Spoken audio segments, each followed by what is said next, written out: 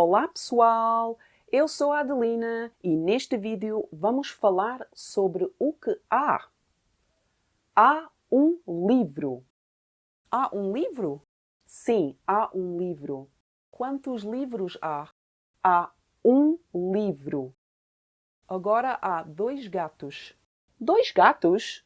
Sim, há dois gatos. Ah, ok, então há um livro e dois gatos. Agora há também três cães. Três cães?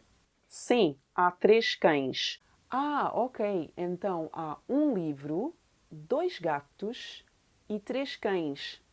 E uma bicicleta? Uma bicicleta? Onde? Aqui embaixo. Ah! Há uma bicicleta.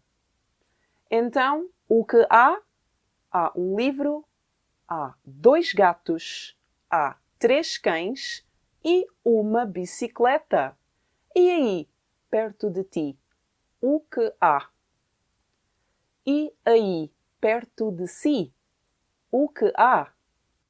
Obrigada por assistirem. Não se esqueçam de subscrever e de deixar um comentário. E eu vejo-vos no próximo vídeo. Até já!